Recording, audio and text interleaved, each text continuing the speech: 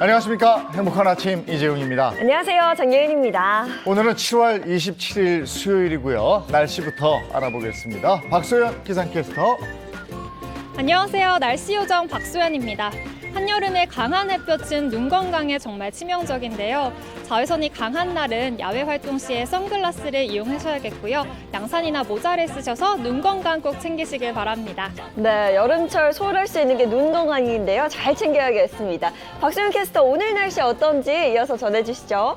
네, 오늘도 그야말로 불볕더위가 예상됩니다. 습도까지 높아서 불쾌감도 심할 텐데요. 금방 지치고 예민해지기 쉬운 그런 날씨입니다. 충분한 수분 섭취와 휴식을 통해서 온열 질환에 걸리지 않도록 각별히 주의하셔야겠습니다.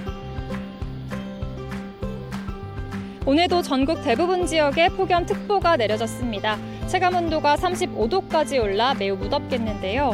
한낮 야외 작업 시에는 나홀로 작업이나 무리한 작업을 피하시는 게 좋겠습니다. 밤사이에도 열기가 식지 않은 곳이 많은데요. 수도권 곳곳에 열대야가 나타났습니다. 이 시각 현재 기온 서울은 26.4도, 청주는 25.7도, 제주는 25.6도 가리키고 있습니다. 한낮에도 푹푹 찌는 더위가 예상되는데요. 서울은 32도, 광주 31도, 대구는 33도로 무덥겠습니다. 오늘 서울을 비롯한 중부와 내륙 곳곳에 소나기 소식이 있습니다. 양은 5에서 20mm가 예상되는데요. 돌풍과 벼락을 동반할 수 있어 주의하셔야겠습니다. 이번 주는 계속해서 열대야와 폭염이 기승을 부릴 텐데요. 무더위에 건강 잃지 않도록 건강관리 잘 해주시길 바랍니다. 지금까지 날씨 전해드렸습니다.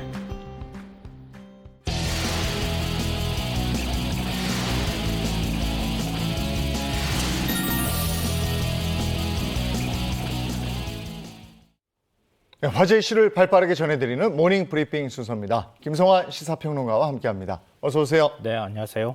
네, 첫 번째 이슈부터 전해주시죠. 네, 첫 번째 이슈는 경찰국 신설안 국회의 의결입니다.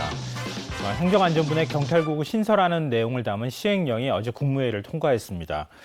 거의 일사천리라고 하는 표현을 사용해도 무방할 것 같은데요. 왜냐하면 경찰청 신설안을 최종적으로 행안부가 확정하고 그다음에 국무회의 통과까지 11일이 걸렸습니다. 입법 예고 기간도 40일에서 4일로 단축을 했는데요.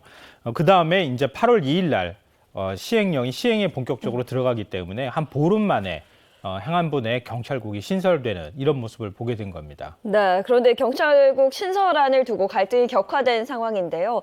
가장 먼저 경찰국이 어떤 목적으로 신설되는 건가요? 일단 이상민 행안부 장관이 밝히고 있는 이유는 크게 두 가지입니다. 첫째로는 경찰의 민주적 통제가 필요하다 이런 얘기인데요. 우리 법무부에도 검찰국이 있잖아요. 네. 근데 검찰국에서 이른바 이제 검사들을 통제하거나 또 인사권을 행사하거나 예산들을 편성하는 이런 일들을 하고 있기 때문에 경찰도 그런 조직을 두는 게 뭐가 문제냐 이제 이런 얘기고요. 그다음에 검경 수사권 조정이나 검찰 수사권 축소 문제로 경찰의 수사권이 많이 확대된 것도 사실입니다. 그래서 경찰을 통제해야 할 필요성이 그동안에 제기가 됐는데 행안부 내에 경찰국을 둬서 경찰을 민주적으로 통제하겠다 이제 이런 거고요. 두 번째로는 암암 내에 이루어지던 거를 공개적으로 하겠다 이런 얘기입니다. 공식적으로 하겠다 이런 뜻도 포함되는 것인데요. 그동안에 경찰청 인사를 행안부 장관이 한 게 아니라 민정수석실에서 주로 해왔다 이런 얘기입니다. 민정수석실에서 암암 내에 인사를 하다 보니까 그것으로 인해서 나타났던 폐해가 많은데 차라리 행안부 장관 산하에 경찰국을 신설해 두고 그 경찰국에서 인사를 하거나 아니면은 감찰을 하거나 이런 기능을 갖게 되면 오히려 공식적인 경로를 통해서 경찰을 통제할 수 있지 않겠느냐 이런 이유를 내세우고 있습니다. 네. 네. 그런데 일선 경찰들의 반발이 만만치 않던데요. 일선 경찰들은 굉장히 거세게 반발하고 있는 상황인데요. 네. 혹시 지금의 경찰청이 생긴 게 언제쯤인지 기억하세요? 꽤 오래되지 않았어요? 네, 많이 오래됐죠. 네. 1991년도입니다. 그때 경찰법이라고 하는 게 처음 만들어져요. 네. 그러니까 87년 민주화 그 이후에 굉장히 많은 사실 논란이 되어 왔었거든요. 원래는 내무부 치안본부 시절이었어요. 고 박종철 열사 고문치사 사건도 그래서 사실 발생했는데요. 네. 경찰의 중립성에 대한 필요성이 굉장히 커진 상황이었습니다. 네. 그래서 경찰청법을 만들어서 치안본부 체제가 아니라 행안부의 외청으로, 그러니까 당시에는 내무부였죠. 내무부의 외청으로 경찰청을 두도록 한 겁니다. 그런데 다시 경찰국을 둔다고 하는 것은 과거, 그러니까 1991년으로 회귀하는 것이나 다름이 없는 것이다. 이렇게 경찰들은 주장하고 있고요. 또 하나는 당시에 이제 법을 개정하면서 행안부 장관 직무 범위에서 치안을 제외했습니다. 그러니까 치안 업무를 통해서 경찰을 통제하지 못하도록 했던 건데 이걸 지금 치안이 없는 그러니까 정부조직법상 행안부 장관의 업무 범위에 치안이 없는데 지금 경찰국을 둔다고 하는 얘기는 이거 위헌이나 위법적인 상황이 되는 거 아니냐. 그러니까 정부조직법하고 경찰법을 개정한 다음에 국회 논의 후에 추진해도 늦지 않지 않느냐. 이걸 왜 이렇게 서두르느냐. 이런 이유를 내세우고 있습니다. 그래서 지난 주말에 총경급이 참석하는 전국 서장회의가 열렸고요.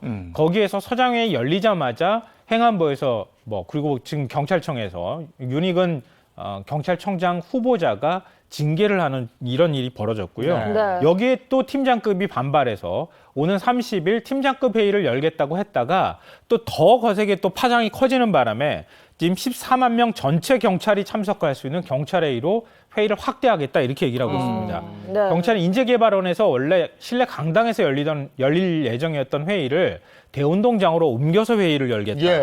이렇게 얘기하고 있는 상황입니다. 네, 그 전국 서장회의를 기점으로 갈등이 더 커지고 있는 상황인데요. 이상민 행안부 장관이 이를 또 비판하고 나섰어요. 근데 이 발언이 더 논란이 좀 됐는데요. 네. 지금 불이 타오르는데 거기에 기름을 끼얹은 꼴이다 네, 이런 네. 얘기가 나오는데요. 이상민 장관이 이런 표현을 사용했어요. 경찰을 무장 가능한 조직이라고 표현했고요.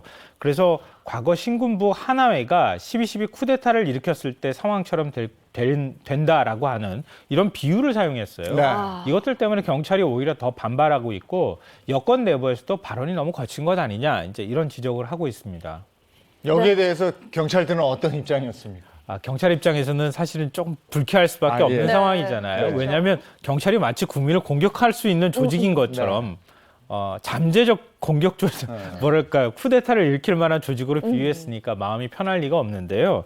윤삼경 총경이 그동안에 이제 전국 경찰 서장 회의를 주도를 해왔다고 볼 수 네. 있는데요. 윤삼경 총경은 이렇게 표현했습니다. 경찰국 설치로 경찰의 중립성을 훼손하는 것이야말로 헌법 질서를 교란하는 쿠데타적 행위다. 그러니까 쿠데타에 비유하니까 오히려 쿠데타로 반격하는 이런 일이 발생했는데요. 어찌됐든 이번 파장이 금방 사그라들 것 같지는 않습니다. 그러니까 검사들은 2,200명 정도 있는 조직이지만 경찰은 조직이 14만 명인 조직이거든요. 네. 그러니까 만약에 14만 명 조직의 경우에 또 그 가족까지 포함하면 관계자들이 100만 명도 넘을 수 있는 상황이거든요. 반발하면 파장이 더 커질 수 있기 때문에 또 윤석열 대통령까지 이건 국기문란이라고 얘기하고 있는 상황이어서 앞으로 경찰이 내부 반발이 어디까지 지속될지 이건 좀 지켜봐야 될 것 같습니다. 이게 지켜보는 국민들도 불안해요. 그렇죠. 그러니까 어. 이 치안을 책임지고 있는 분들이기 때문에 그죠? 자, 다음 이슈 보겠습니다. 두 번째 이슈는 서울 아파트 전셋값 하락입니다. 이거 오해하시지 말았으면 좋겠는데요. 전셋값이 그동안에 계속 오르기만 했죠. 너무 많이 올랐죠. 그동안에 우상향으로 막 네. 계속 네. 오르는 현상이 나타났는데요. 3년 3개월 만에 전셋값이 많지는 않지만 조금 주춤하면서 떨어지는 모습을 보였다는 얘기입니다. 네. 이건 좀 추이로 볼 때는 상당히 상징적인 의미가 있는 것이다. 하락이 이렇게. 시작됐다 뭐 이렇게 얘기하더라고요. 아직까지는 조금은 이를 수는 있지만 네. 어쨌든 추세상으로 보면은 멈추고 조금 네. 떨어지는 추세가 네. 나타났다. 이건 좀 어찌 보면 세입자들 입장에서는 반길만한 일이 네, 아닐까 네. 싶습니다. 그러면 평균적으로 어느 정도나 떨어진 건가요? 그렇게 많지 않다고 제가 강조하는 조금이라고 이유는 하셨는데. 조금이었습니다. 한 시중은행의 월간 주택가격 통계에 따르면 서울 지역 아파트 평균 전셋값은 6억 7,700만 원 정도 됐어요. 예. 네. 근데 지난달보다 약 4만 원 정도 떨어졌다고 해요. 4만 경기도의 원? 아파트 네. 평균 전셋값은 지난달보다 45만 원 정도 하락했고요. 인천의 경우에는 폭이 조금 커서 네. 89만 원 정도 하락을 했습니다. 이게 왜 의미가 있느냐? 이것도 네. 아무것도 아닌 금액인데 네. 6억 7천만 원짜리 전세에서 지금 뭐 100만 원도 떨어지지 않았는데 네. 이렇게 생각하실 수 있는데요. 이걸 제가 설명드리면 조금 생각이 달라질 수 있어요. 왜냐하면 임대차 3법이 통과되고 난 다음에 계약갱신 청구권이 한 번 행사되고 그리고 4년이 돌아오는 그렇죠. 거잖아요. 네. 그러니까 올 8월쯤이면은 전셋값이 그동안에 못 올린 전셋값도 있기 때문에 네. 폭등할 것이다. 그리고 전세 매물이 희귀해져서 굉장히 아마 전세 구하기 어려울 것이다. 이런 그렇게 얘기를 봤죠. 했었거든요. 근데 정반대 현상이 나타나고 있는 거예요. 이건 그런 차원에서 보자면은 의미가 있는 것이다. 이렇게 얘기할 수 있을 것 같습니다. 그 하락한 이유는 뭐예요? 일단 부동산 시장이 침체되어 있다. 이걸 꼽을 수 있을 것 같아요. 요즘 집 팔려고 내려오신 분들이 집이 안 팔려가지고 굉장히 힘들다고 얘기하잖아요. 집을 사기로 해가지고 가서 계약을 했는데 내 집이 안 팔려서 그 계약을 한 집에 못 들어가는 네. 아파트 입주를 못하는 뭐 이런 상황이 벌어질. 참 답답한 노릇이네. 예. 네. 그러니까 집 매물을 내놔도 집이 팔리지 않는 현상이 나타나니까 그러니까 호가가 떨어지지 않겠습니까? 집값이 떨어지면 어떻게 되겠어요? 전세값도 당연히 자연스럽게 떨어지는 현상이 나타날 수 있다는 겁니다. 그러니까 전체적으로 부동산 시장이 침체되는 현상으로 침체되면서 전세 매물도 사실은 생각보다 많이 나오지도 않을 뿐더러 찾으려고 하는 사람도 적게 나타나는 현상이 발생하면서 전세 시장도 조금 침체하는 이런 현상들이 발생했다고 볼 수 있습니다. 그리고 최근 한국은행이 빅스텝을 단행했잖아요. 아무래도 이 영향을 좀 받은 걸까요? 그럼요. 전세 구해보신 분들은 아마 아실 거예요. 전세자금 대출 받는 거 쉽지도 않을 뿐더러 그렇죠. 몰랐어요, 많이. 네, 전세자금 대출을 받을 때 금리가 굉장히 영향을 많이 미칩니다. 그러니까 두 번째 이유는 한국은행이 계속 지금 금리를 올리고 있는 상황이고 앞으로도 더 얼마나 올릴지 모르는 상황인데요. 현재 시중은행의 전세자금 대출 금리가 6%를 이미 넘어섰어요. 근데 지금 월세 이자율이라고 정해져 있거든요. 그 이자율보다 시중은행 금리가 더 높은 역전 현상이 발생한 겁니다. 네. 그러니까 세입자 입장에서 생각해 보세요. 전세자금 대출 받아가지고 그냥 전세로 들어가느니 전세 안 들어가고 그냥 월세 주는 게 낫다. 네. 이런 생각을 할 수 있잖아요. 네. 그러니까 월세나 전세보다는 월세나 반전세 쪽을 선호하는 현상이 나타났다 이렇게 봐야 될 것 같습니다. 네. 근데 저희가 언론에서 보면은 맨날 대출 금리가 뭐 6%, 7% 이렇게 얘기하잖아요. 근데 이게 개인 신용도에 따라 다르더라고요. 그러니까 가서 차이가 실제로 있어요. 보면 이게 조금 다르니까 아직까지는 너무 겁먹지는 마시라 이런 말씀을 드리고요. 다음 이슈 보겠습니다. 세 번째 이슈는 선풍기서 바람 위험 전자파 방출입니다. 이거 깜짝 놀라시는 분들 네. 있을 것 같은데요. 요즘 뭐 날씨가 갑자기 무더워졌잖아요. 그래서 손풍기라고 해가지고 손선풍기 갖고 다니시는 분들 굉장히 많잖아요. 네. 요즘 최근에는 뭐 헤드폰인 줄 착각했다 이렇게 얘기할 정도로 목에 거는 또 선풍기도 있잖아요. 맞아요. 많이 네. 봤어요. 네. 그러니까 마스크 착용한 상태에서 네. 여기서 양쪽에서 바람을 불어주니까 굉장히 시원한 느낌이 있어서 많이 팔리고 있는데요. 그런데 여기에서 바람 위험치 기준치에 최대 22배에 달하는 전자파가 확인됐다. 이런 조사 결과가 나왔습니다. 와, 322배면은 이건 이게 엄청난데. 아니 제가 야외 스포츠 좋아해서 네. 사실 저는 어제도 손선풍기를 썼었거든요. 322배에 달하는 전자파면 이거 어떻게 된 일이에요? 이제 맥락을 좀 설명드려야 될 것 네, 같아요. 일단 네. 겁을 제가 덜컥 드린 것 같아서 좀 죄송스럽기도 한데요. 그래서 왜냐하면은 일반 손풍기를 판매하는 기업들한테도 영향을 미칠 수 네. 있고요. 소비자들한테도 네. 민감하게 받아들일 수 있는데요. 일단 좀 최대한 사실에 가깝게 설명을 좀 드리자면요. 시민단체 환경보건 시민센터라고 하는 곳에서 손선풍기 6종의 전자파를 측정했습니다. 그랬더니 최소 30mGauss에서 최대 421mGauss가 발생하고 있다는 것을 확인했다고 하는 겁니다. 밀리가우스라고 하니까 이게 도대체 얼마나 되는 양이야 이렇게 생각하실 수 있을 것 같은데요. 세계보건기구 국제암연구소가 전자파를 이 비군 발암물질로 분류하면서 4mGauss를 기준으로 삼았습니다. 제가 30mGauss, 421mGauss라고 말씀드렸잖아요. 네, 네. 이 기준에 따르면은 기준치보다 최소 7.4배, 최대 322배에 달하는 전자파가 검출이 된 겁니다. 네. 이야. 근데 이군 발암 물질이면 이군 발암 물질이지 이 비군 발암 물질은 또 글쎄요. 뭐야? 네. 이렇게 생각하시는 분들이 있을 것 같은데요. 이군 발암 물질은 발암 물질로 확정을 하는 거예요. 근데 이 비군은 일종의 예비 물질 같은 그런 개념이라고 생각하시면 돼요. 그러니까 발암 가능성이 있는 물질이지만 인체에 발암을 일으킨다는 증거가 좀 제한적이다. 그리고 동물 실험에서도 발암성에 대한 증거가 충분하게 확인되지 않았다. 이런 의미입니다. 그러니까 쉽게 말씀드리면은 암이 일으키는 것으로 의심은 되지만 과학적으로 확실한 근거를 갖지는 못했다. 그래서 이 일종의 비리그라고도 우리 보통 얘기하잖아요. 그래서 2군이 아니라 2비군 이렇게 비군. 분류를 하는 겁니다. 예. 그러면 이거를 쓰는 분들 저도 많이 봤는데 어떻게 써야 건강하게 쓸 수 있는 거예요? 일단은 뭐 주의를 조금 하시는 게 좋을 것 같아요. 왜냐하면 전자파가 많이 나오는 거는 인체에 좋지는 않다는 거는 많은 그럼요. 분들이 네. 알고 계시잖아요.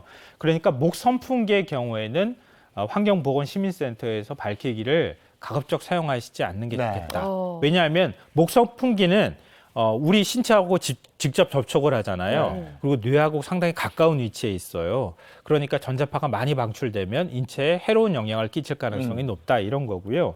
손 선풍기는 인체하고 직접 접촉하지는 않잖아요. 보통 이렇게 들고 다니잖아요. 그러니까 손 선풍기하고의 거리를 한 얼마 정도 될까요? 25cm 정도? 네. 이 정도. 그러니까 팔을 한 반 정도 뻗은 상태에서 이렇게 선풍기가 작동할 수 있도록 하는 게 좋겠다 이렇게 권고하고 있습니다. 아, 근데 써보신 분들은 아시겠지만 이렇게 한 바람이 약해서 얼굴에 이렇게 가까이 대고 쓰시는 분들 많으시거든요. 주의하셔야겠습니다. 근데 이렇게 사실 많은 전자파를 발생시키는데 그동안은 왜 제재하지 않았던 걸까요? 그러니까 과학기술정보통신부가 그동안에도 조사한 적이 2차례 있었다 그래요. 2018년에는 손선풍기, 2021년에는 목선풍기의 전자파를 측정했다고 하는데요. 인체 보호 기준을 당시에는 충족했다고 합니다. 기준치를 초과하지는 않았다고 하고 네, 있거든요. 네. 그러니까 이번에 시민단체에서 지금 조사한 결과하고 뭔가 좀 상반되는 듯한 그런 느낌도 없지는 않아요. 그래서 제가 앞서 말씀드렸을 때 조금 조심스럽습니다. 이렇게 말씀을 드린 거예요. 근데 어찌됐든 간에 시민단체에서 그냥 말도 안 되는 실험 방법을 통해서 검출을 하거나 이런 건 아닐 거란 말이에요. 그러니까 과기부에서도 이번에 전자파 세기를 측정하고 그 결과를 조속히 공개하겠다 이렇게 얘기를 했습니다. 네. 그러니까 과기부 차원에서도 이거 국민들한테 굉장히 관심사가 될 만한 거잖아요. 그러니까 빨리 검사를 해서 그 결과를 좀 공개했으면 좋겠고요. 그러니까 과거의 경우에는 한 가을쯤 돼서 공개하는 경우도 있거든요. 예. 지금 우리 조사해 보겠습니다. 그런 다음에 손선풍기 다 안 써도 될 만한 계절에 공개하면 아무 의미 없으니까요. 조금 좀 서둘러 주셨으면 좋겠다 이런 바람도 가져봅니다. 아니 근데 요즘 같이 햇빛 강하고 막 이럴 때 대한용품이 있잖아요. 접이식 부채 이렇게 탁 펴서 햇빛 있을 때 탁 맞고 이렇게 싹 하면 시원하고 멋도 있고 좋은데 네. 그거 쓰면 좋을 것 같은데. 요즘은 잘 못 본 것 같긴 해요. 그러니까 이게 네. 이렇게 딱 풍경화 같은 거 있으면 좀 여유도 생기고 각박한데 그렇게 좀 근데 했으면 요즘엔 좋겠어요. 날이 많이 더워져가지고요. 이렇게 부채로 하면 더운 바람이 자꾸 오는 거예요. 예. 그런 것도 좀 있을 것 근데 같아요. 이 부채는 이렇게 하는 게 아니에요. 이렇게 탁 한 다음에 이렇게. 자 모닝 브리핑 오늘 여기까지 하겠습니다. 김성환 시사평론가와 함께했습니다. 고맙습니다. 네. 고맙습니다.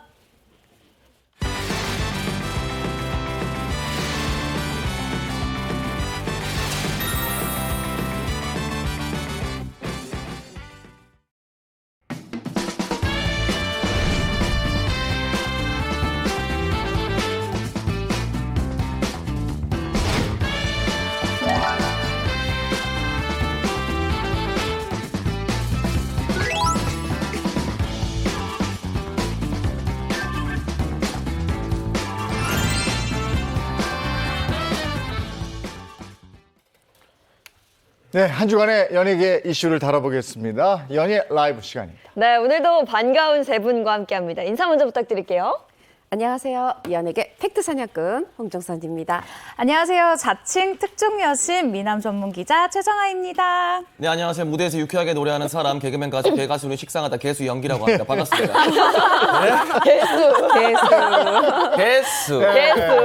오늘 연예 라이브 어떤 소식부터 갈까요? 네, 오늘 연예 라이브 첫 번째 키워드는 백건우와 윤정희 동생들의 진실 게임입니다.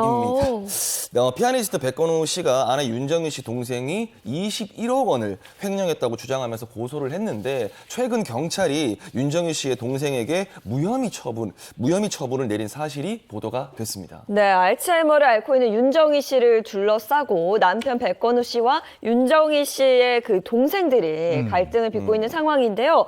어떤 돈을 얘기하는지 그거부터 좀 짚어봐야 될 것 같아요. 네, 백건우 씨가 주장하는 돈은 바로 자신의 국내 연주료예요. 백건우 씨 얘기에 따르면은 1980년부터 이 국내 연주료 부분은 이 첫째 동생한테 이거를 맡겨왔다는 거예요. 관리를. 그런데 거기에서 무단으로 그냥 사적으로 21억 원을 인출했다. 그것도 옛날 거는 모르고 확인되는 것만 21억 원이다.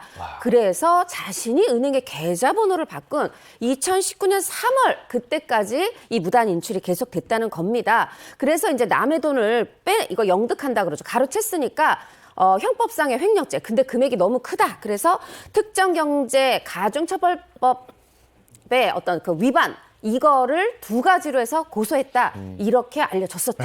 이게 21억이나 되는 돈이에요. 윤정희 씨 동생 측에서는 뭐라고 얘기합니까? 네, 당시 윤정희 씨의 동생들은요, 백건우 씨가 이 방치 의혹이 제기되자 이 불리한 여론을 뒤집어 엎기 위해서 끄집어낸 주제다. 라고 본인들의 억울함을 드러냈는데요. 악의적으로 허위 사실을 유포하고 있다라면서 의혹을 전면 반박했습니다. 그리고 이 연주료 관리에 대해서는요. 윤정희 씨의 넷째 동생에 따르면요. 이 의혹이 된 이 첫째 동생 같은 경우에는 당시에 한국에 없었다. 그리고 1995년 미국에서 한국으로 입국을 했다라고 이야기를 합니다. 그러면서 첫째 동생이 연주료 관리를 맡은 건 2005년경이고 그 전에는 어머니와 윤정희가 관리를 했다라고 주장한 것으로 알려져 있는데요. 백건우 씨가 횡령 혐의로 고소가 된 가운데 올해 초 윤정희 씨의 동생들 역시 백건우 씨를 무고죄 및 명예훼손으로 맞고소를 한 상황입니다. 네, 우선 경찰은 이 사건에 대해서 혐의 없음으로 결론을 내렸는데요. 그렇게 판단한 이유도 듣고 싶습니다. 그렇죠. 양측이 주장하는 게 언제부터 계좌 관리 시작했다. 이 연도도 다르고 금액도 전혀 다르고. 그래서 경찰이 이 바로 그 통장의 입출금 내역을 조사를 했다는 겁니다. 수사를 했는데 그 수사 기간 경찰의 결론은 사적으로 이거를 유용한 사적으로 인출한 그런 혐의를 찾을 수 없다. 증거를 찾을 수 없다 해서 무혐의 처분을 내린 상황입니다. 네. 그렇다면 백건희 씨는 윤정희 씨 동생의 무혐의에 대해서 어떤 입장이에요? 네, 백건우 씨는 일단 이번 일에 대해서 별다른 입장을 내놓지 않고 있는데요. 허위사실 명예훼손으로 피소된 이 백건우 씨에 대한 이 수사는 계속될 전망입니다. 네, 알겠습니다. 이어서 두 번째 연애 소식 키워드로 먼저 살펴보도록 하겠습니다. 네, 연예라이브 두 번째 키워드는 굉장히 행복하면서도 개인적으로는 굉장히 속상한 소식을 그러니까 한숨부터 막. 전해드리도록 할 텐데요. 힘내세요, 영기 씨. 피겨 여왕 김연아 깜짝 결혼 발표입니다. 전 국민의 피겨 요정이고요. 제 마음속에 1번 피겨 요정인 김연아 선수가 5살 연하의 파페라 가수와 3년 열애 끝에 오는 10월 비공개로 결혼식을 올린다는 소식입니다. 피겨 요정 이렇게 얘기했는데 정말 깜찍한 모습으로 온 국민을 즐겁게 해줬잖아요. 그럼요. 야, 벌써 시간이 그렇게 흘렀나? 우리 김연아 선수가 결혼을 하네요. 네, 그렇습니다. 김연아 전 피겨 스케이팅 선수는요, 피겨 요정에서 정말 세계적인 피겨 여왕으로 자리매김을 했는데요. 지난 2014년 소치올림픽에서 은메달을 획득한 후에 선수로서의 생활을 마무리했습니다. 그리고 은퇴한 지 8년 만에 열애설과 결혼설을 동시에 전하면서 또 한 번 많은 사람들을 놀라게 만들었어요. 김연아 씨의 열애 소식은 지난 25일입니다. 한 매체가 김연아 씨의 데이트 현장이 담긴 사진을 공개하면서 이 두 사람이 연애를 하고 있다라는 사실을 알렸는데 같은 날 이 10월 한 호텔에서 부부가 된다. 가을께 아마 결혼할 것 같다라는 소식까지 보도가 되면서요. 그야말로 결혼 소식까지 초고속으로 알려진 케이스입니다. 네, 김연아 씨의 마음을 사로잡은 그 상대 누군지도 궁금합니다. 예비 남편 성악가로 알려졌죠. 일단 서울대 나왔습니다. 지금 서울대 대학원에 재학 중이에요. 방송에서 우리 봤었습니다. 음악 프로그램에서 우승했었어요. 그 이후에 다양한 방송 활동 이어오고 있죠. 이름은 바로 고우림. 와, 정말 부럽습니다. 고우림 씨 지금 많은 대한민국 남성의 정말 미움을 받고 있어요. 꼬인! 아니, 아까 영기 씨가 3년 동안 열애했다고 그랬는데. 네네. 아니, 3년 동안 어떻게 들키지 않고 이렇게 연애를 할 수가 있었죠? 네, 두 사람은 일단 주변을 의식하지 않고 최근에는 이제 지인들과 만나는 모습도 보이기도 했었는데요. 굉장히 조용히 예쁜 만남을 이어오고 있었다고 합니다. 이렇게 소문나지 않았었던 비결 첫 번째는요. 코로나 덕분 라고 얘기를 할 수 있을 것 같은데 코로나19 상황에서 대부분의 연애가 이어졌기 때문에 잘 비밀이 유지가 된 것 같다. 사람들과 대면하는 기회가 적었다라는 분석이 있고요. 또 하지만 이 열애 기간이 길었던 만큼 관계자분들 중에서는 눈치챈 사람들이 있다라는 말도 있습니다. 어떤 분은 저한테 물어보시더라고요. 최정아 기자도 알고 있었냐라고 하는데 솔직히 얘기하면 김연아 씨가 연애를 한다라는 소식을 하는 것 같다라는 이야기는 올해 초에 들었는데 알았으면 그게 고우림 씨인 걸 알았으면 제가 썼겠죠. 네. 그리고 팬들이 미리 알고 있었던 것 같다라고 얘기를 하는데 사실 또 정확히 얘기하면 보통 팬은 아니고 분명히 고우림 씨나 김연아 씨의 지인일 것으로 추측이 됩니다. 왜냐? 지난 2월 온라인 커뮤니티에요. 이런 댓글이 올라왔는데요.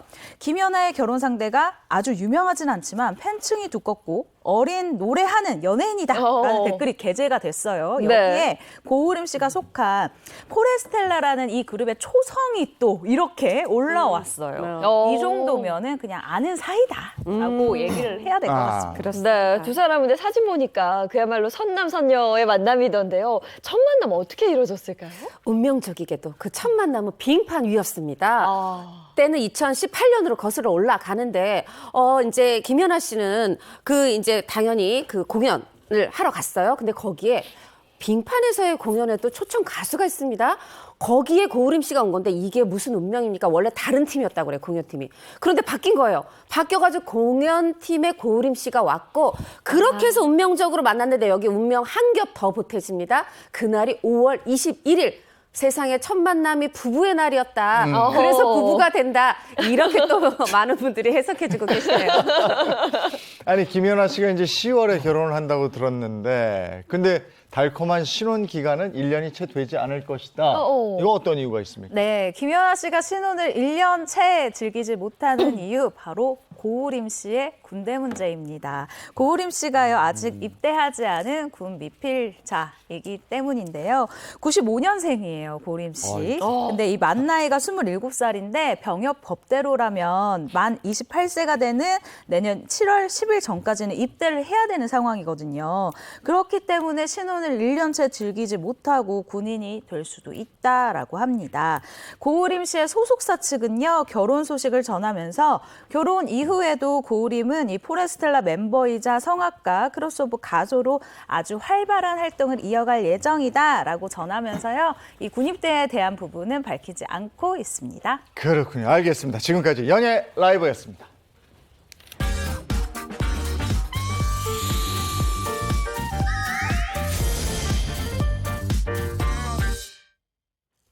네, 이번엔 대한민국 대표 스타들이 걸어온 길을 되돌아보는 스타 주민 시간입니다. 네, 영계 씨 오늘 스타 주민 주제는 뭔가요? 네, 오늘은 조금 무거운데요. 오늘은 안타까운 실수로 연예계를 떠들썩하게 만들면서 이제 구설과 논란의 중심에 선 스타들의 다사다난한 이야기와 놀라운 후 스타들의 엇갈린 행보에 관한 소식을 준비를 했습니다. 오늘의 스타 주민 주제, 미운 털 박힌 스타들입니다. 미운 털 박힌 스타들. 그러니까 연예계도 정말 이게 사건 사고가 끊임이 없습니다. 그렇죠. 예, 그래서 어떤 스타는 저물어 가기까지 하는 그런데 최근에 들어온 소식은 김선호 씨가 다시 재기한다. 이런 얘기 들었어요. 맞습니다. 지난해 사실 임신 스캔들 누구에게는 그렇게 큰 충격이 아닐 수 있지만 우리가 반듯한 김선호 씨였기 때문에 아주 굉장한 스캔들이었죠. 그렇게 해서 자숙에 들어갔었는데 최근 연극에 출연을 하면서 이제 연극 시작하기 전에 이제 기자들 앞에서 프레스콜이라고 행사를 하거든요. 네. 그 공식 성사하게 나타나서 눈물로 복귀를 알렸습니다. 네, 늦었지만 전공법을 택한 것 같은데요. 김선호 씨는 왜 지금 복귀를 택했을까요? 제가 이날 현장에 있었는데요. 김선호 씨가 눈물로 자신의 이 자숙 기간에 대해서 이야기를 했습니다. 일단 몰랐던 분들이 많으셨을 것 같은데 김선호 씨의 이 시작이 연극이에요. 연극 배우 출신이기 때문에 연극에서 드라마, 영화까지 굉장히 차근차근 이 계단을 밟아온 케이스다라고 할 수가 있습니다. 그렇기 때문에 이번 연극 선택 같은 경우에는 이제 그냥 제 해석입니다. 초심을 찾겠다 혹은 내가 시작했었던 뿌리로 돌아가서 다시 열심히 활동을 해보겠다로 해석이 되어지고요. 그리고 또 하나는요. 김선호 씨가 이 자숙기간 중에 촬영을 했었던 영화가 있어요. 바로 슬픈 열대라는 이 영화인데 김선호 씨의 영화 데뷔작이기도 합니다. 당시 스캔들이 터졌을 때 대부분의 영화들에서는 김선호 씨와 함께 가는 것을 포기했어요. 하지만 이 영화는 김선호 씨를 끝까지 데리고 간다라는 입장이었는데요. 일단 영화 같은 경우에는 굉장히 큰 자본이 들어가잖아요. 그렇기 때문에 이 제작 발표를 할 때 아마 김선호 씨가 이 무대에 처음 서게 되면 모든 질문이 영화보다는 김선호 씨의 개인사에 초점이 맞춰질 확률이 매우 높습니다. 그렇기 때문에요. 좀 비교적 부담이 적은 연극 무대에 먼저 올라서 이 같은 이슈에 대해서 사과하고 자신의 입장을 밝히는 수순을 정한 것으로 보여집니다. 네, 연극으로 컴백한 김선호 씨. 근데 여전히 티켓 파워가 있다고. 네, 방금 제가 그 책임 부담이 좀 덜하다라는 표현을 썼는데 그게 바로 이거예요. 김선호 씨의 팬들이 굉장히 김선호 씨를 사랑하는 마음이 크기 때문에 김선호 씨의 출연분을 모두 티켓을 판매 완료가 된 상황. 전성 매진이 된 상황이기 전성 때문에 매진. 사실 영화에서 이런 입장을 밝히는 것보다 연극에서 이 같은 입장을 밝히는 게 훨씬 부담이 적었다라는 해석이 가능한 부분이죠. 네, 이처럼 무리를 일으켰던 많은 스타들 성공적으로 복귀를 한 경우도 있었고 그렇지 못한 경우도 있었거든요. 네. 오늘 이야기가 더 궁금해지는 것 같습니다. 자, 어떤 얘기가 나올지 미운 털 박힌 스타들 시작하겠습니다. 네, 미운 털 박힌 스타들. 첫 번째 스타는 싱어송라이터입니다. 제가 그래서 오늘의 힌트는 2단계 퀴즈로 한번 준비를 해봤거든요. 그래서 일단 첫 번째 힌트부터 드리도록 할 텐데 첫 번째 힌트는 바로 싱어송라이터이자 서울대 출신입니다. 아니 근데 저 바로 딱 떠오르는 분이 있는데 그래요?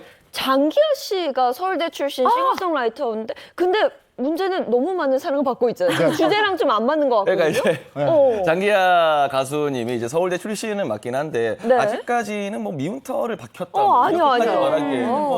너무 팬들 화나요. 없어가지고 오늘 주제가 뭡니까? 연예계 미운 털 박힌 스타들이잖아요. 네. 조금 더 유추를 해보시는 게 어떨까요? 두 번째 힌트 좀 주세요. 자, 2단계 힌트는 이분을 좀 더 자세하게 알아보기 위해서 제가 노래 힌트를 준비를 했는데 너무나 유명한 노래라 그냥 한 소절만 들으면 바로 맞추실 수 있을 것 같아요. 한번 불러볼게요.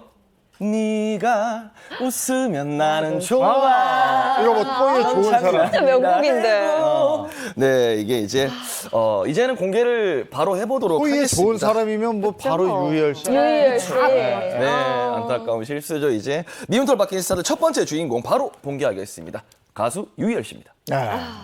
요즘 정말 뭐 시끌시끌하잖아요. 유희열 씨 관련해서. 표절 논란 이것 때문에 뭐 시끌시끌한데. 네, 맞습니다. 최근 유희열 씨가 표절 논란에 휩싸이게 되면서 음악 인생 최대의 위기를 맞이했습니다. 대중에게 미운 털이 박혔다라고 얘기를 할 수밖에 없는 상황이 된 건데요. 유희열 씨 지난해 가을부터 유희열의 생활음악이라는 제목으로 한 달에 한 곡씩 피아노 소품을 발표하는 프로젝트를 진행을 했습니다. 그런데 한 제보자가 유희열 씨의 아주 사적인 밤이라는 곡과 류이치 사카모토의 이 아쿠아가 너무 비슷하다, 유사점이 있다라고 주장하면서 논란이 시작이 된 겁니다. 네, 그 아주 사적인 밤이라는 곡의 표절 의혹은 그 오래 전부터 있었던 거 아니에요? 맞습니다. 전부터 있었고 이 표절 의혹을 제기한 제보자가 지금 최 기자 말한 것처럼 아주 사적인 밤이 아쿠아하고 너무 비슷하다 싶어서 유희열 씨 소속사에 연락을 했다는 겁니다. 이거 좀 표절이 의심되는데요. 그러나 소속사는 묵묵부답이었고 이 제보자가 직접 루이지 사카모토 측에 확인을 해본 겁니다. 그랬더니 이메일이 왔다는 거예요. 네. 그런데 표절로 의심된다. 그러나 우리는 어떤 공식 대응은 하지 않겠다 했고 그리고 실제로 이게 지난해 가을마다 한 달에 한 번씩 가끔씩 한 번씩 이렇게 나오는 이 유희열의 생활음악 음반이 나오지 않길래 이게 그럼 상업적으로 발매가 되지 않으면 하고 본인도 상황을 좀 덮었었다는 거죠. 그런데 이게 공식적으로 LP 발매 소식이 나오자 이게 LP로 나와 하면서 본인이 다시 이 사건의 경위를 공개하면서 공론화하게 됐다. 이렇게 저간의 사정을 알렸습니다.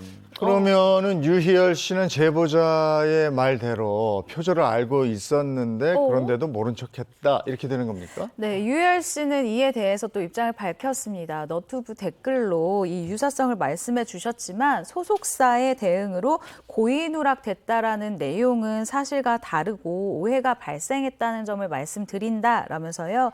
또한 공식 이메일로도 제보를 해주셨다는 말씀에 사과와 함께 또 앞으로 더욱 잘 체크하고 살피도록 하겠다라고 입장을 밝혔습니다. 네. 그리고 그런데 이 유열 씨가 이제 이거에 대해서 지금 이 제기되는 표절 의혹에 대해서 제가 동의하기 어려운 부분이 있습니다. 일단 상당수의 어떤 의혹들이 각자의 견해고 의견이고 그렇겠지만 저로서는 받아들이기 힘든 부분이 있습니다. 그러나 다시는 이런 논란이 생기지 않도록 제 자신을 더 엄격히 살피겠습니다. 이렇게 얘기를 하면서 조금 일단락되는 듯이 보였었죠. 네, 그러면 류이치 사카모토 측의 입장을 밝힌 게 있나요? 어떤가요? 일단 원곡자의 입장이 가장 중요하겠죠. 공식 입장을 밝혔습니다. 이렇게 이야기를 합니다. 두 곡의 유사성은 있지만 내 작품 아쿠아를 보호하기 위해서 어떠한 법적 조치가 필요한 수준이라고는 볼 수가 없다라고 하면서요. 모든 창작물은 기존의 예술의 영향을 받는다. 자신의 독창성을 5에서 10% 정도만 가미한다면 그것은 훌륭하고 감사한 일이다. 라면서 이 자신의 노래가 표절된 게 아니다라고 밝혔는데요. 이른바 유희열 표절 논란은 이렇게 일단락되는 듯 했습니다. 원곡자가 뭐 아니라고 그랬다는데 그거 뭐 어떻게 하겠습니까? 근데 그러니까. 글쎄요. 근데 이 부분이 또 조작됐다 뭐 이런 겁니까 그러면? 살펴보시면 지금 최 기자가 말한 부분에 이렇게 돼 있어요. 유사성이 있다. 네. 그런데 이걸 법적으로 대응할 수준은 아니라고 생각한다. 하면서 이 퍼센트도 거의 5%, 10%만 더해도 창작이다. 뭐 이렇게 좋게 얘기를 했잖아요. 네. 그런데 여기에 조금 더 들어가 보면 처음에 아까 제보자가 먼저 사카모토 류이치 측에 연락을 했고 이메일 받았다고 했잖아요. 그걸 이 제보자가 가지고 있었어요. 네. 그런데 이 유열 씨 측에서 우리가 이 류이치 쪽에서 공식 입장문 받았다면서 이걸 한국어로 번역을 해서 발표를 했는데 비교를 해봤더니 뭔가 뉘앙스가 다른 거예요. 어느 부분이냐면 이 제보자는 분명히 자신이 받은 건 유사성이 있다. 표절이 의심되나 법적으로 대응하지 않겠다였는데 지금 이 유열 씨 소속사 측에서 발표한 걸 보면 이렇게 돼 있어요. 이걸 확인했더니 표절이라고까지는 확인되지 않았다. 근데 분명히 그럼 나한테는 유사성이 있고 의심된다고 했는데 여기는 표절이라고 확인되지 않았다. 그래서 또 이 소속사에 보낸 영어 원문을 이 제보자가 확인해 봤다고 합니다.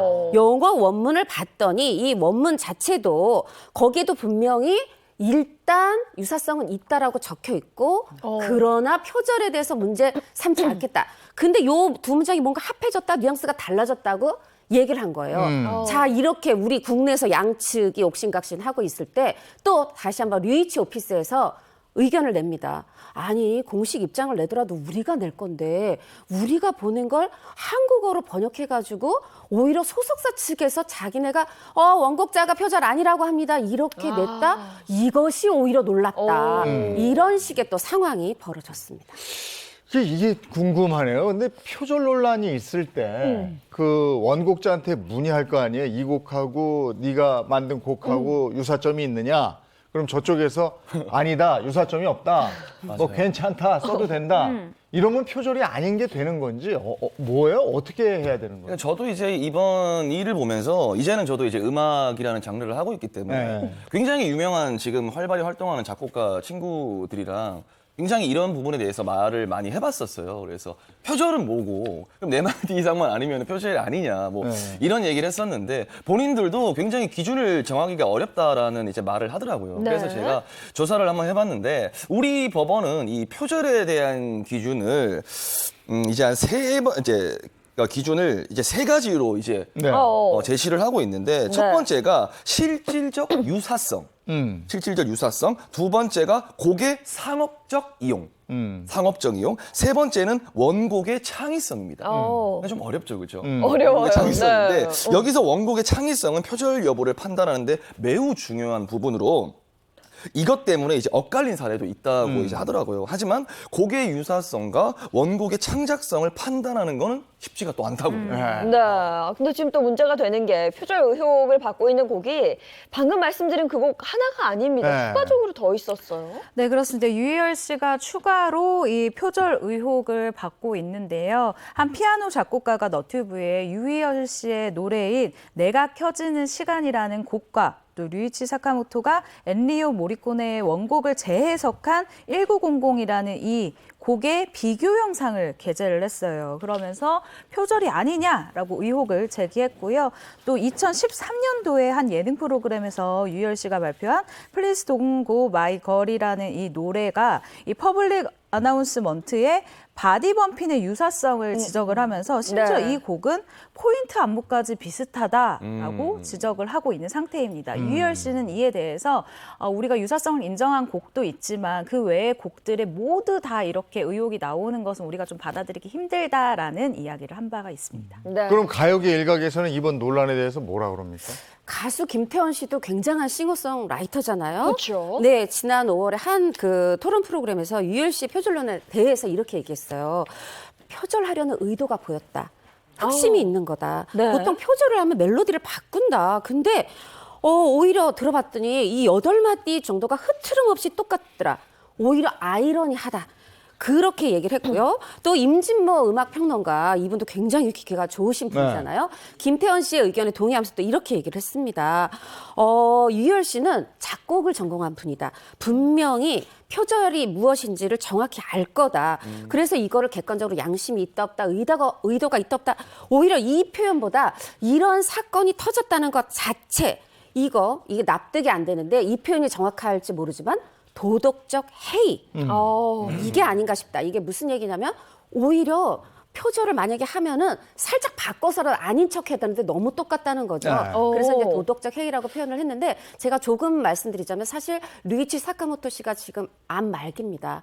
낫는 듯 하다가 재발해서 지금 사실은 굉장히 수명이 그렇게 많이 남지 않은 상황으로 위중한데 그렇기 때문에 내가 이걸 문제 삼지 않겠다는 것인데 그걸로 표절이 아니다라고 발표하는 거. 이 부분 때문에 대중이 지금 더 화가 나 있다는 네네. 거 예. 유열 씨 측에서 알았으면 좋겠어요. 네. 네, 유열 씨의 표절 논란이 좀처럼 사그라지지 않고 이어지고 있는데요. 그러면서 유열 씨가 자신의 이름을 건 프로그램에서 하차하는 불명예를 안게 됐어요. 네, 그렇습니다. 유열 씨는 이 표절 논란에 휩싸인 지 한 달 만에요. 13년 동안 진행했었던 자신의 이름을 걸고 있었던 한 음악 프로그램에서 하차를 했습니다.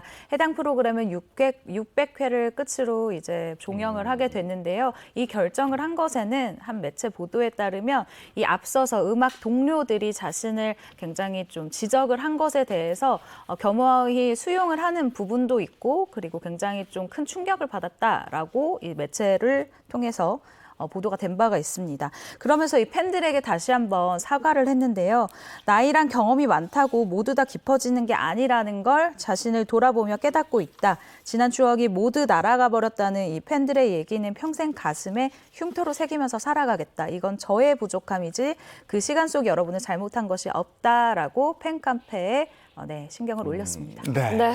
자, 이어서 다음 스타 만나볼까요? 네, 미운털 바뀐 스타들 두 번째 만나볼 스타는 독특한 목소리를 가진 여배우입니다. 네, 그래서 제가 또 이제 2단계 힌트 퀴즈로 준비를 해봤는데 혹시 퀴즈 마칠 준비 됐습니까? 네. 네, 됐습니다. 네. 자신 있습니다. 이따위 목소리로는 퀴즈를 진행할 수가 없어요. 준비 됐습니까? 네, 됐습니다. 네, 아침에 생방이니까 활력을 좀 불어넣으려고 한번 해봤습니다. 그래서 열심히 대답해 주셨으니까 제가 이번에는 조금 쉬운 퀴즈로 한번 힌트를 드려보도록 할게요. 1단계 퀴즈입니다. 이분은요, 2020년 이제 안방 극장의 신데렐라라고 이제 불릴 정도로 그 정도로 이제 많은 활동을 했던 특이한 목소리를 가진 여배우입니다. 탤런트네. 2020년 안방극장. 2020년에 20년에 핫했던 드라마. 핫했던 드라마는 뭐예요, 그러면? 그 부부의 세계. 역시 있었어요. 맞아요, 부부의 맞아요. 세계? 그때 사실 이 부부의 세계를 통해서 가장 많은 인기를 얻은 스타가 한소희 한소희 씨. 씨거든요. 진짜. 근데 한소희 씨는 목소리가 좀 허스키하긴 한데 독특하진 않은 것 같아요. 그렇죠? AMC가 이렇게 자꾸 탐정처럼 너무 잘해버리면은 제 입지가 자꾸 좁아지는데 좀 많이 곤란해지는데 한소희 씨 맞아요? 아니요, 한소희 씨가 아니라는 아니죠. 걸 유추를 했기 때문에 제가 곤란해지는 거거든요. 네. 지금 바로 공개해드리도록 하겠습니다. 미운털 박힌 스타들 두 번째 주인공 배우 서예지 씨입니다. 서예지 씨. 서예지 씨는 2020년 드라마 사이코지만 괜찮아. 여기서 정말 라이징 스타로 네네. 많은 분들이 사랑을 했는데 그리고 연기력도 돋보였는데 남긴 사생활 논란이 또 이게 만만치 않았다. 맞습니다. 서예지 씨의 이 논란은 크게 세 가지 유형으로 요약을 할 수 있을 것 같은데요. 일단 첫 번째는 이 당시 연인이었던 배우의 로맨스 씬을 못 찍게 했다라는 이 일명 가스라이팅 의혹이 있고요. 두 번째는 학력 조작 의혹이 있고요. 세 번째는 갑질 의혹이 있습니다. 마치 판도라의 상자가 열린 것처럼 서유지 씨를 둘러싼 사생활 논란은 정말 꼬리에 꼬리를 물었고 차례로 폭로가 되면서 큰 파문을 낳기도 했는데요. 이런 사생활 논란 후에 서예지 씨는 당시 예정이 되어 있었던 차기작 드라마에 출연이 무산되면서 연애 활동을 잠정 중단하는 것이 아닌가라는 이 말이 나오기도 했습니다. 그렇게 서예지 씨의 안방극장 신데렐라, 그야말로 신데렐라 이 이미지가 곤두박질치는 그런 해였죠. 연예인의 인기는 설문조사에서 나타나잖아요. 이 사생활 논란 전에는 크리스마스에 함께 트리를 꾸미고 싶은 스타 1위였어요. 그런데 논란이 있고 나서 태도 때문에 실망을 안긴 스타 2위. 이런 불명예를 안았습니다. 태도 때문에 실망을 안긴 스타 1위라면은 이 사생활 논란이 있었을 때 대처를 좀 잘 못했나 봐요. 아, 대처를 왜 이렇게 했나라는 생각을 그때도 하고 참 지금도 드는 시기인데요. 서예지 씨가 자신에게 꼬리표처럼 붙었었던 이 사생활 논란에 대해서 단 한 번도 직접 해명을 한 적이 없어요. 그리고 행동을 취하지도 않았고 서예지 씨의 소속사만 나서서 이 의혹을 부인하는 모습을 보였습니다. 그렇게 침묵으로 일관하던 이 서예지 씨가 입장을 밝힌 것은 이 사생활 논란이 일어난 지 무려 10개월 만이었는데요. 이 당시 서예지 씨가 소속사를 통해서 이렇게 얘기를 합니다. 너무 늦게 이렇게 글로나마 마음을 전해드리는 점 진심으로 죄송하다. 그동안 저에게 보내주신 질책과 수많은 이야기들을 보면서 저 자신을 돌아보는 시간을 가졌다. 모든 일은 저의 미성숙함에서 비롯된 것으로 앞으로 더욱 신중하게 행동을 하고 성숙해진 모습을 보여드리도록 하겠다라고 이야기했습니다. 서예지 씨의 이런 사과문에도 불구하고 대중의 마음은 더 돌아서 버렸다면서요. 네, 사과를 했는데 도대체 무엇에 대한, 누구에 대한 사과인지가 명확하지 않았어요. 예를 들면 갑질로 피해를 준 어떤 스태프분들에 대한 사과인지 아니면은 그 문제가 된 가스라이팅을 했다는 상대 배우 또 그 드라마 시간에 출연했던 다른 또 배우분들 이런 또 시간 관계자들에 대한 어떤 사과인지 아니면 학창 시절 학폭 논란이 있었던 그 피해자에 대한 사과인지 본인이 예능 프로그램에서 분명히 스페인의 어떤 명문대학 갔다고 했었는데 그게 거짓말로 드러났으니 그 거짓말에 대한 사과인지 이렇게 명확하지 않은 사과는 오히려 한 것도 아닌 게 되는 한만도 못한 게 되는 그런 사과가 돼서 오히려 대중의 분노를 키웠죠. 네, 그렇습니다. 뭐 사생활 논란도 있었지만 방금 말씀 주신 것처럼 어디 뭐 유명 대학을 나왔다, 유학을 가서 이런 얘기를 하면서 또 대중들이 한번 크게 또 화를 냈던 적이 있었거든요. 그렇죠. 이제 그래서 제가 여기서 이제 퀴즈를 한번 준비를 해봤는데 서예지 씨가 해외 유학에서 다닌 학교는 어떤 나라일까요? 어느 나라일까요? 이거 나왔어. 아 근데 방금 명 기자님이 홍 살짝 기자님이 해가지고 이거를 대본을 보면서 이걸 해야 되나 정말 죄송합니다. 제 고민을 잘못이네요. 했는데 그래서 나만 못 들은 척 해야 되나? 아니 모른 척을 해야 되나? 이거는 뭐 너무 유명하게 알려져 맞아요. 있기 사실 때문에. 저도 알고 있었어요. 네. 스페인이죠, 스페인이죠. 네, 스페인. 스페인. 서예지 씨는 스페인 유학파 출신이라고 얘기를 했고 심지어 과거 한 예능에서 스페인으로 떠나는 이제 대배우죠 이제 이순재 씨에게 맞아요. 회화 노트를 오, 선물했던 장면이 또 기억이 있어요. 네, 그리고 또 문제가 된 게 서예지 씨가 데뷔 초에 이 스페인의 좋은 학교를 나왔어요라는 것 때문에 사람들이 어머 예쁜데 공부까지 잘하네라는 이런 수혜를 분명히 입은 바가 있습니다. 이미지가 좋아졌다라는 점인데요.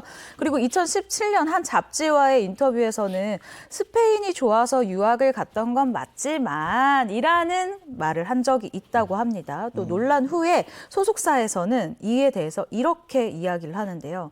스페인 마드리드 소재 마드리드 콤플루텐세 대학교의 학교 통지를 받아서 입학을 준비한 사실은 있으나 그 이후 한국에서 활동을 시작함에 따라 정상적으로 대학을 다니지는 못했다라고 얘기를 합니다. 네. 이뿐만 아니라 서예지 씨는요 한 방송에서 스페인 대학에 갔어? 라는 질문에 고개를 끄덕였었거든요. 근데 이거는 그럼 자신을 보호해주는 이 소속사의 말과 이전에 자신이 방송에서 그리고 인터뷰를 통해서 했었던 말과 완벽하게 대치되는 부분이잖아요. 이거는 그럼 명확히 좀 짚고 가야 되는 거 아닌가라는 아쉬움이 남습니다.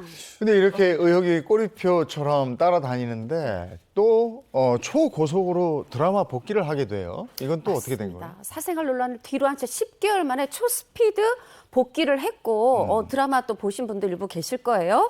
이런 게 가능했던 이유. 예전엔 사실 이제 드라마가 나온다 하면 플랫폼이 몇 개가 없었어요. 볼 수 있는 채널이. 근데 지금은 플랫폼이 다양하고 뭐 웹드라마도 있고 특히나 OTT가 인기잖아요. 특히 OTT는 국제, 세계 무대를 향하다 보니 서혜지 씨가 출연했던 김수현 씨랑 함께한 사이코지만 괜찮아가 해외에서 인기가 있습니다. 그러다 보니까 이 제작사나 배급사의 판단이 배우 서혜지 컨셉트 소화력도 좋아, 연기력 좋아, 그리고 이거 외국으로 수출도 할 수 있어. 이런 영향력, 요런 걸 고려해서 결국은 캐스팅이 돼서 제작까지 마치고 방영이 된 거죠. 네, 그런데 일각에서는 서혜지 씨의 이 자숙 기간이 뭐 거의 없었다, 전혀 없었다 이런 얘기가 나오고 있더라고요. 그렇죠. 이제 마지막 작품이 언제 끝났어? 지금 새로운 작품이 언제 시작했어?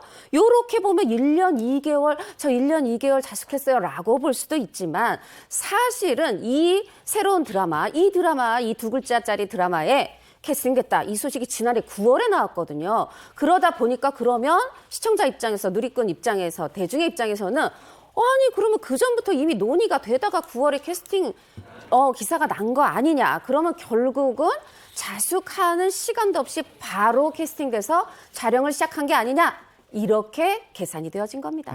어쨌든 뭐 이런 여러 가지를 의식해서 그런지 드라마 제작 발표회는 뭐 생략됐다면서요? 네, 그렇습니다. 드라마에서 이 제작 발표회를 생략하는 일은 잘 없어요. 제가 기자 생활을 하면서도 제작 발표회 없는 드라마가 있었나라고 이제 정말 손에 꼽을 정도인데 통상 드라마 제작 발표회는요. 드라마를 시작하기 전에 저희 무슨 요일에 합니다. 무슨 캐릭터를 합니다. 무슨 이야기를 합니다라는 걸 배우들이 쫙 소개를 하는 자리예요. 네. 당시 제작진은 이 제작 발표회가 생략된 것에 대해서 이렇게 얘기를 했습니다. 촬영 일정이 너무 빠듯해서 죄송한데 못 만날 것 같아요 라고 했는데 이 해명도 사실은 개운치가 않은 것이 이 복귀작 드라마 촬영 일정을 좀 찾아봤어요. 그런데 올해 6월에 첫 방송이 됐는데 촬영에 들어간 게 지난해 11월이었거든요. 그러니까 꽤 많은 시간이 지났는데 저희가 촬영 일정이 좀 빠듯하다라는 것은 대중이 받아들이기에 뭔가 석연치 않은 해명이 아니었나라는 생각이 드는 부분입니다. 네, 그리고 최근 이 서혜지 씨의 복귀작인 드라마가 종영이 됐는데요. 결과는 좀 어떻게 나왔어요? 결과를 이걸 좋다고 봐야 될지 나쁘다고 봐야 될지 시청자가 한번 판단해 주세요. 일단 이 드라마 굉장한 복수극이었죠. 치정, 격정, 복수극이었는데 이 속에서 이 서혜지 씨는 굉장히 짙은 화장을 하고 어떤 수위 높은 장면도 있었고 그리고 드라마 자체가 자극적인 전개가 되었어요. 시청률 3.4%에서 시작해서 끝날 때 4.5%로 그래도 조금 상승해서 끝났어요. 그래서 이거를 성공했다 할 수는 없지만 그래도 서혜지 씨의 그 전작과 비교해보면 시청자 마음을 사로잡지는 못했다, 역부족이었다 이런 평가가 대세입니다. 네. 그렇군요. 자, 이어서 다음 스타 만나보죠. 네, 미운 털 박힌 스타들 세 번째 스타는 엄친딸로 이제 불린 이제 가수분인데요. 이분에 대한 힌트도 2단계로 준비를 해봤는데 1단계 힌트를 제가 드리면서도 굉장히 부럽습니다. 1단계 힌트, 하루에 뛴 행사 거리가 무려 2,000km라고 합니다. 이거 엄친딸로 바로 불린 알겠어요. 가수에다가 네. 하루 행사가 2,000km면 바로 찡입니다. 그죠? 네, 바로 네. 나오죠. 홍진영 씨 아니에요? 홍진영 씨. 그럼요. 왜냐면은 대한민국에 많이 없어요. 네. 하루에 2,000km를 네. 이제 이동을 하면서 행사를 그렇게 너무 많이 할 수 있는 가수가 많이 없는데 이렇게 또 소개를 하게 됐습니다. 미운 털 박힌 스타들 세 번째 주인공은 가수 홍진영 씨 맞습니다. 자칭 타칭 트로트계의 엄친딸 이것도 정말 유명했고 네. 지금 아까 얘기했지만 행사에서 홍진영 빠지면 행사가 안 된다 정도로 엄청나게 다녔는데 글쎄 어떤 사건으로 미운 털이 박혔습니까? 네, 홍진영 씨가 대중에게 미운 털이 박힌 사건은 바로 표절 논란이었습니다. 바로 논문 문제였었던 건데요. 당시 이 홍진영 씨는 논문 표절 논란에 대해서 아니다라고 이 의혹에 대해 부인하는 모습을 보였고요. 논란에도 아랑곳하지 않은 이런 모습이었어요. 일단 예능 프로그램 출연도 예정대로 다 하는 모습이었는데 이게 훗날 대중의 화를 돋우는 불쏘시개 역할을 한 거죠. 네, 그럼 먼저 홍진영 씨는 언제부터 그 엄친딸 이미지로 메이킹을 한 거예요? 자, 이제 조금 한 2011년 이전으로 거슬러 올라가는데 일단 아버지 얘기가 나옵니다. 홍진영 씨가 본인이 얘기한 거예요. 교수이신 아버지가 여자도 가방끈이 길어야 된다고 얘기하셔서 세뇌를 시키셔서 내가 석사 박사 따야 되겠다고 생각했다. 사실 저는 이 말도 마음에 들지 않아요. 여자도 가방끈 길어야 된다. 그럼 원래는 가방끈 길지 않아도 된다는 건지. 아무튼 그래서 요 얘기를 한 게 이제 한 2009년이었어요. 그러더니 좀 있다가 깜짝 놀랐어요. 2011년에 저 석사 거쳐서 벌써 박사과정 밟고 있어요. 아버지하고 함께 출연한 예능에서 이렇게 얘기를 했습니다. 그러고 아버지도 얘기를 보탰어요. 스케줄이 없을 때마다 틈틈이 리포트도 작성하고 교수도 만나고 부단히 노력하고 있다. 아주 딸의 학교 생활을 자세히 잘 알고 계시더라고요. 아버지께서. 그리고 마침내 2013년 2월에 얘기한 지 얼마 안 된 것 같은데 벌써 석사 따고 박사까지 다 따고 해서 박사 출신 트로트 가수 이런 수식어가 생겼죠. 네. 그런데 홍진영 씨는 과거에도 이 학위 관련해서 논란이 있었다면서요? 네, 논란이 있었던 것은 이 홍진영 씨가 2013년 박사학위를 공개한 뒤였습니다. 당시 일부 누리꾼들이요, 홍진영 씨의 이 아버지가 홍진영 씨가 박사학위를 받은 대학교에 명예교수로 있다라는 점을 이유로 이거 일명 아버지 백으로 하기 쉽게 딴 거 아니냐, 이거 돈으로 산 거 아니냐, 우린 믿을 수 없다라는 의혹을 제기했기 때문인데요. 당시 이 같은 논란에 홍진영 씨는 다 아니라 제가 무언가 한번 하기로 마음을 먹으면 꼭 해내고 마는 성격 때문에 이 좋은 결과를 얻을 수 있었다. 이렇게 의심하는 부정행위를 할 만큼 비겁한 사람이 아니다라면서요. 자신의 힘으로 박사학위를 취득했다라는 점을 강조했습니다. 근데 개인적으로 궁금한 건데 논문에는 주제라는 게 있잖아요. 어떤 주제로 논문을 써서 석사 박사학위를 취득했을까요? 그 제2대학교 이제 무역학과였잖아요. 무역학과랑 가수가 무슨 상관? 할 수 있는데 아니 그 상관이 있더라고요. 홍진영 씨가 이렇게 얘기합니다. 이 한류 콘텐츠라는 것도 무역의 중요한 기반이 될 수 있다고 생각을 했다. 그래서 석사 때는 이 한류 콘텐츠의 수출 방안에 대해서 썼고 박사 때는 이 한류 콘텐츠의 문제점과 해결책에 대해서 써서 내가 박사를 받았다. 그러면 왜 그렇게 석사, 박사 이런 학위에 어떤 강조, 중점을 두었냐 했더니 사람들이 가수 중에서도 트로트 가수 한다 그러면 돈 벌기 위해서 한다고 그렇게 편견을 가지시더라. 그래서 그 편견을 깨뜨리기 위해서 내가 박사에 도전하게 됐다. 이렇게 자신의 소신을 밝히기도 했었죠. 그런데 홍진영 씨의 논문 표절 논란, 이걸 어떻게 드러나게 된 거예요? 네, 2020년 11월로 가보겠습니다. 한 매체에 의해서요, 홍진영 씨의 박사 전에 이 석사 논문 표절 의혹이 처음으로 제기가 됐는데요. 당시 매체는 공익 제보자의 제보가 있었다라고 하면서 글을 시작합니다. 홍진영 씨의 석사 논문의 이 표절률은 74%고 이는 표절 심의 사이트를 통해서 검사한 결과였다고 합니다. 전체 문장 556개 중에 6개의 어절이 일치하는 이 동일 문장이 124개였고요. 표절로 의심되는 문장은 무려 365개로 확인이 됐습니다. 아직까지 표절률을 이제 관련 법으로 마련된 기준은 없는데 통상적으로 이 표절률이 15에서 25%가 되면 표절이다라고 얘기를 한다고 해요. 그런데 홍진영 씨는 74%고 제가 대학원을 다닐 때 이제 과제를 할 때 표절률 이 사이트에 자신의 논문을 넣어서 35% 이상이 나오면 학점이 나오지가 않았어요. 그래요? 그렇기 때문에 아마 많은 대학원생들도 분노하는 포인트가 아니었을까라는 생각이 듭니다. 네, 물론 뭐 대학마다 논문 심사 또 인용의 기준이 다르고 또 민간기관의 이런 표절 검사가 100% 정확하다 뭐 이렇게 뭐 얘기를 할 수는 없겠지만 50%가 훌쩍 넘었단 말이에요. 네. 이게 절대로 평범한 수준은 아닌 것 같아요. 근데 제보자는 왜 홍진영 씨 논문이 표절이다 이렇게 생각을 했을까요? 이 제보자가 이 홍진영 씨의 논문 의혹에 대해서 자신이 논문에 대해서 의구심을 가지게 된 건 합리적 의심 때문이었다 이렇게 얘기하고 있어요. 뭐냐 하면 아니 아버지가 재직 중인 일단 학교에서 석사 박사를 받았다. 그리고 하루에 2,000km 갈 만큼 그렇게 바쁜 연예계 생활을 하고 있는데 석사 박사를 받았다? 그렇죠. 그 부분이 좀 이상해서 본인이 자료를 실제로 찾아보고 논문을 찾아보고 이렇게 조사를 해봤더니 표절이라는 본인의 결론에 이르게 돼서 제보하게 됐다 이렇게 얘기를 했었고요. 실제로 홍진영 씨의 그 석박사 기간과 홍진영 씨가 그 어떤 활동한 기간 이게 겹치는 건 적어도 사실입니다. 그렇죠. 이제 활동 자체를 굉장히 활발하게 하다 보니까 네. 어떤 그 안에서 그렇게 짬을 내 가지고 이렇게 뭐 이렇게 딱이 딸 수 있었을까 이런 의심인 것 같은데 여기서 이제 뭐 잠깐 말씀을 드리자면 그러면 홍진영 씨가 석사 논문 제출 시기에 활동하면서 부른 노래는 어떤 노래인지 한번 맞춰 보시겠습니까? 1번 2013년 발표한 부기맨, 2번 2009년 발표한 사랑의 배터리, 3번 2016년에 발표한 엄지척. 이렇게 준비가 돼 있거든요. 아, 진짜 모르겠네. 박사를 13년에 땄다 그러니까 그러면은 석사는 그로부터 몇 년 전일 테고 그럼 그렇죠. 2009년에 발표한 사랑의 배터리 아닙니까? 정답입니다. 정답은 이거. 근데 이게 너무 확실하게 맞추셔요.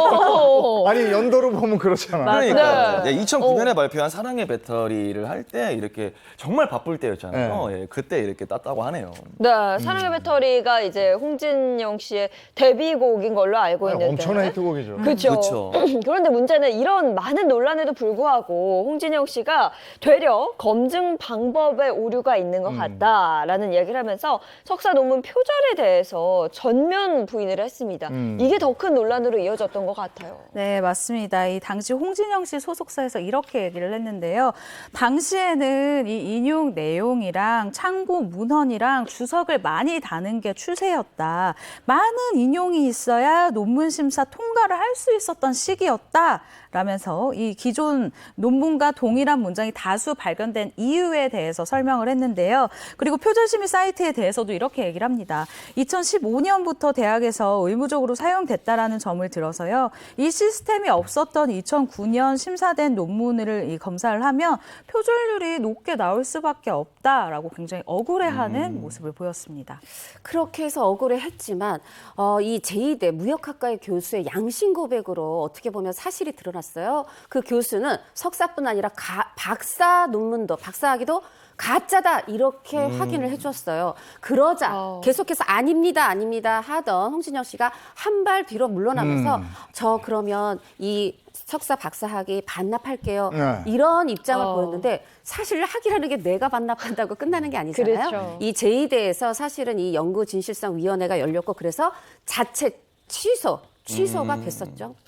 저기 석사도 그렇고 뭐 특히 박사는 논문 저거 진짜 만만치 않거든요. 그럼요. 엄청 그럼요. 힘듭니다. 네. 어쨌든 뭐 이렇게 됐고 그 다음에는 든든한 동반자 생기고 또 신곡 발표도 하고 본격적으로 지금 활동에 나서고는 있는 거죠. 아니 그러니까 자숙 기간이었는데 돌아오는 방법이 저는 조금 좀 아쉬웠던 것 같아요. 네. 먼저 저 잭팟 터졌어요. 100억 투자 받았는데 그중에 50억은 제 주식 판 거라 제 통장으로 들어왔습니다. 이렇게 밝혔고 그다음에 신곡 내면서 속죄하는 마음으로 복귀했습니다라고 했는데 대중은 활동으로서 자숙의 모습을 보고 싶진 않았던 것 같아요. 네네. 결국은 홍진영 씨 본인의 판단이 아니었던가 싶습니다. 네, 어쨌든 이 홍진영 씨가 복귀하고 3개월이 지났습니다. 대중들의 시선, 또 평가는 어땠을까요? 네, 냉정하게 얘기를 하면요. 홍진영 씨의 신곡 이전 곡들에 비해서 분명히 국내에서 큰 반응이 없었던 것은 맞습니다. 하지만 해외에서 이례적으로 좀 반응이 있었는데요.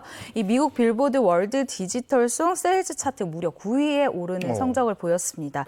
이게 해외 차트 빅3에 진입하는 기록이었기 때문에 굉장히 많은 기사가 나왔는데 기사가 나오는 과정도 홍진영 씨의 소속사에서 보도자료가 나왔기 때문에 뭐랄까요. 그러니까 우리 잘했어요. 칭찬해 주세요로 보이는 그런 네. 자료로 보이기도 했었죠. 그렇군요. 자, 다음 스타 만나보겠습니다. 네, 미문턱을 바뀐 스타들 네 번째 스타는 글쎄요. 저도 이제 뭐 어렸을 때 제 나이 또래면은 뭐 이분을 안 좋아했던 뭐 사람들은 없을 것이에요. 왜냐하면 대한민국을 정말 댄스로 막 들었다 놨다 했던 그런 유명한 분이시에요. 한순간에 잘못된 선택으로 외면당한 1990년대를 대표하는 탑 중에 탑 댄스 가수입니다. 네. 1990년대 댄스 가수들이 가수. 많은데. 근데 네. 그 중에서도 탑. 그 중에서 탑. 한 분이 싹 스쳐 지나가긴 하는데. 네, 이분에 대한 네. 1단계 힌트는 설문조사 결과인데요. 좀 안타깝네요. 최근 한 설문 조사를 했는데 이분이 많은 분들을 제치고 복귀 시도가 달갑지 않은 스타 1위에 네? 뽑혔다고 하네요. 그래요? 그러면 2위와 3위도 있었어요? 어떤 스타들이었어요? 2위는 이제 MC몽 씨고요. 3위는 이제 앞서 소개해드린 서예지 씨라고 서예지 하네요. 씨. 야, 그러면 두 사람보다도 더 미운 털이 박힌 거예요? 제가 결정적인 힌트를 하나 드리자면 이분은 국회에서도 얘기가 나왔습니다. 네. 아, 저는 너무 알 것 같아요. 가위춤. 그렇죠. 그렇죠. 가수 유승준. 유승준 씨. 네, 미운 털 박힌 네. 스타들 네 번째 주인공 가수 유승준 씨입니다. 유승준 씨는 글쎄요, 2002년이었나요? 네. 돌이킬 수 없는 선택으로 지금 20년, 그죠? 20년 정도? 맞습니다. 예. 2002년 정말 벽두에 1월, 2월에 그 문제가 터지기 전까지, 군입대 문제가 터지기 전까지는 대한민국을 대표하는 최고의 댄스 가수도 최고의 됐지만 스타였죠. 수식어가 있었어요. 아름다운 청년. 정말 이게 뭐든지 다 선행 막 이런 게 강조되고 대한민국 군대에 가서 복무하겠습니다. 이러면서 아름다운 청년이라 불리웠는데 이걸 이제 돌이킬 수 없는 선택을 하면서 지금 벌써 20년 된대요. 20년 동안 복귀하지 못하는 정말 제대로 미운 털 박힌 스타가 됐죠. 근데 저는 아직까지도 기억이 나요. 유승준 씨가 그 입대에 대해서는 굉장히 강력한 의지를 나타냈었거든요.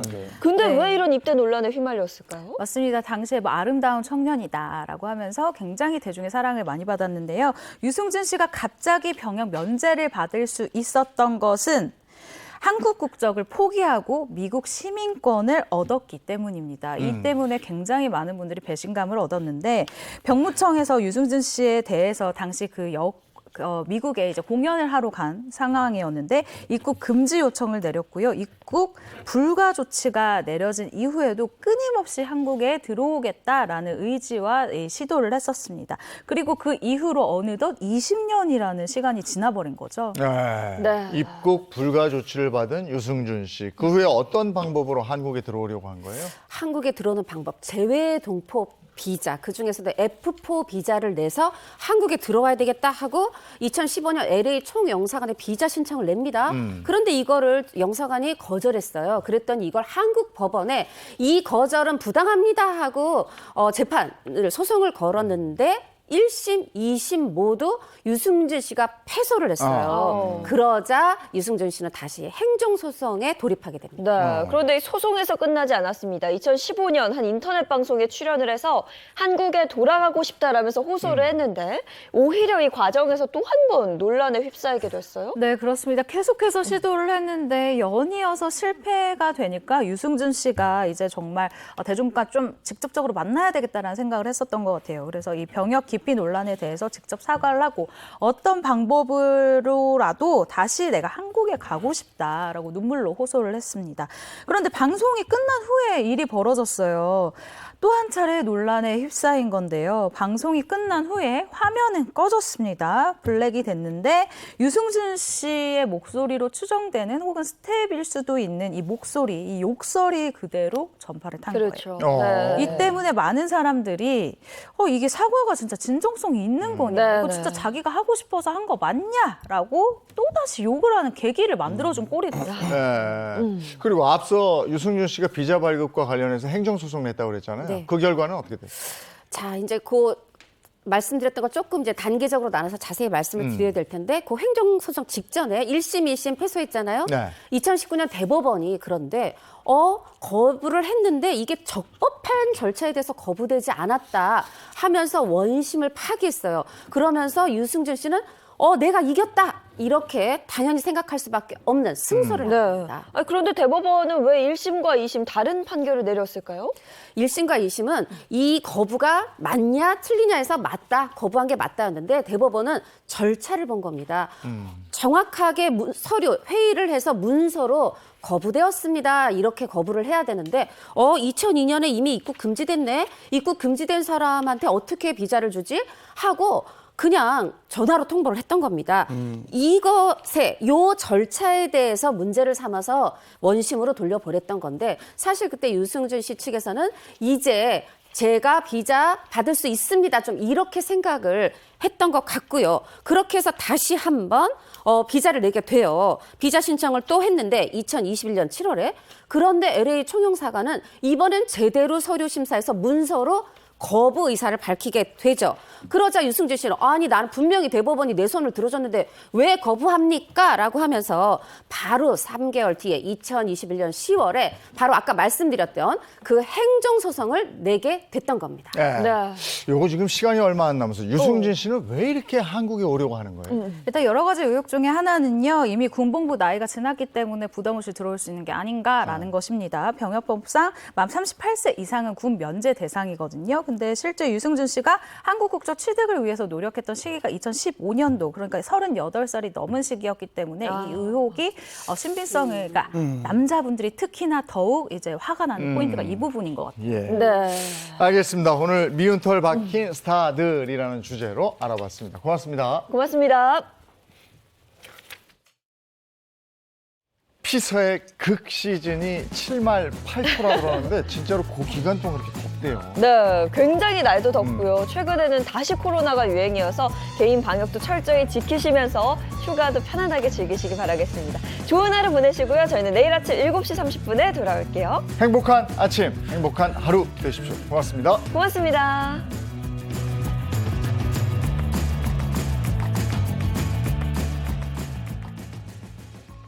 채널 A